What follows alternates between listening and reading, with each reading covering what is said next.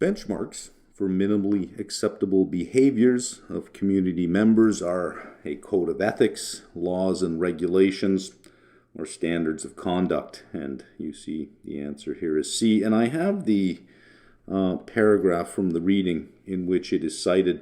But we can use some logic here. Laws and regulations apply to everybody in a community or in a society or a country, not just community members or particular professional community members. You can get rid of laws and regulations. And think about it this way. A code of ethics is abstract. It has big, broad laws. Protect the integrity of capital markets, whereas standards of conduct are concrete. So one of them would be do not trade on material, non-public information.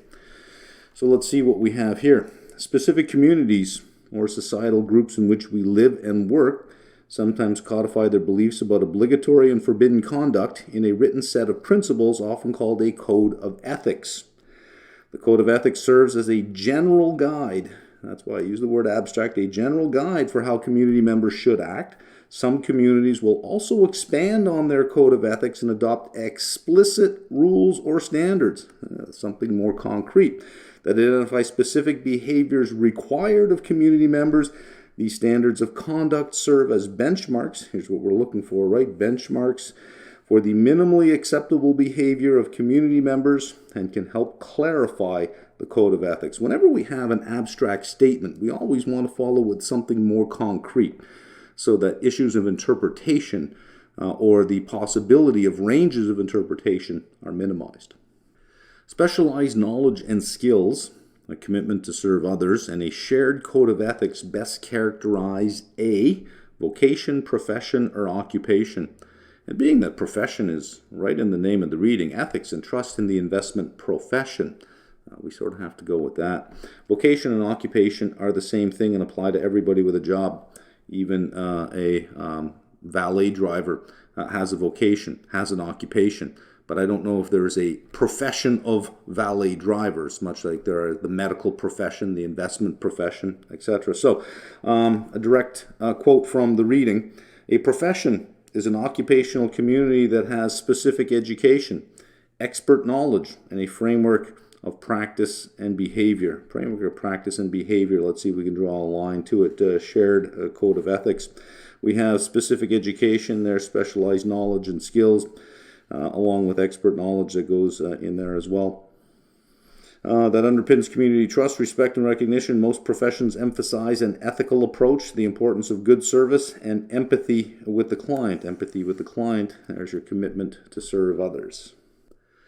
When unethical behavior erodes trust in an investment firm, that firm is more likely to experience, and I couldn't find a reference in the reading that specifically said something about this, so we have to use deduction based on what we know. So we have unethical behavior by a firm that will manage your money. Are you likely to give them more money or even give them your money to manage if you don't trust them because of past unethical behavior? Probably not. So I think we can deduce that they'll have lower revenues, at least at a minimum lower revenues. Well, think about it from the employee point of view. Are you going to stay with that organization? Probably not, especially if it has a low level of trust and you feel that it could be damaging to your career. You're probably going to leave, so higher employee turnover would probably lead to higher costs. So I can't see that you would have lower expenses as well. You'll have some higher expenses in there. Maybe it's higher expenses associated with marketing and advertising to attract revenue because your word of mouth in the industry or the word of mouth in the industry is that, not so much, right? So just by deduction, lower revenues and higher expenses. Here's another question which sort of gives itself away. I mean, just the title of the reading, right? High ethical standards are a distinguishing feature of which of the following bodies? Craft guilds, trade bodies, or professional bodies? Since we're talking about ethics and trust in the investment profession, high ethical standard, it would be odd to have a question which says, no, that's craft guilds. Professional bodies aren't known for high ethical standards. So, you have to go with that. But let's get a reference right from the reading to see where this comes from. Professions have not developed in every country, but in most countries, those who work in specialized areas such as doctors, lawyers, actuaries, accountants, architects, engineers. I don't know why they didn't put analysts and asset managers in here, being that this is what this is all about, right? They just stop there. Are subject to some combination of licensed status and technical standards. These standards distinguish professions from the craft guilds and trade bodies that were established in many countries. Craft guilds and trade bodies. Actually, I'll put an X there. In particular, the requirement for members of professions to uphold high ethical standards, there it is right there, is one clear difference. And that's really what the question is getting at. Fiduciary duty is a standard most likely to be upheld by members of a or an employer, profession, or not-for-profit body. We have to go with profession here. Here is the quotation or the paragraph from the reading. Under the subheading, professions are client-focused. It first defines fiduciary duty, in case you're not sure what fiduciary duty is here. The obligation to deliver a high standard of care when acting for the benefit of another party. It's called a fiduciary duty. Other entities, including employers, regulators, trade associations, and not-for-profit organizations, there's your employer and your not-for-profit body, may also support an industry but are not the same as professional bodies. Unlike professions, these other entities generally do not exist to set and maintain professional standards. So we are left with profession. Which of the following best identifies an internal trait that may lead to poor ethical decision-making? The only internal trait here is A, overconfidence. You have B and C, which are called situational influences. This is within the reading when they list the situational influences. Loyalty to employer and promise of money or prestige. How you can distinguish between a situational influence and an internal trait is if you took an individual and you hid them away in a room somewhere, would they still have that? So if we took an individual and we removed them from society and hid them in a room, would there be the promise of money or prestige? That comes from outside the individual. It's nothing internal to you where you promise yourself a whole bunch of money and prestige if you just act a certain way. You need someone to deliver that. Same with loyalty to the employer. The employer is external to you. But overconfidence, you could be overconfident anywhere. That is an internal trait. Situational influences in decision-making will most likely be minimized if A, strong compliance programs are in place. Sounds logical, right? We're going to see down here why it's not a quotation right from the reading. Longer-term consequences are considered. And here we can use a little logic by just bringing it down to your own life. Have you ever been somewhere in an environment or in a situation where what was going on at the time caused you to act in a certain way that, absent that situation, based on your longer-term goals in life, you never would have done it? So never discount the power of the environment or the situation you're in to make you act in a way that you otherwise might not. So that whenever you're in those situations, sometimes taking a step back and considering the long-term implications of your actions right then and there may change your actions. So long-term consequences are considered, or individuals believe they are truthful and honest. Well, this is overconfidence. We saw this in the previous question. This is an internal factor. We're looking for situational influences. So let's get rid of A. You would think, well, what if there's just a strong compliance program in place? That should take care of situational influences, right?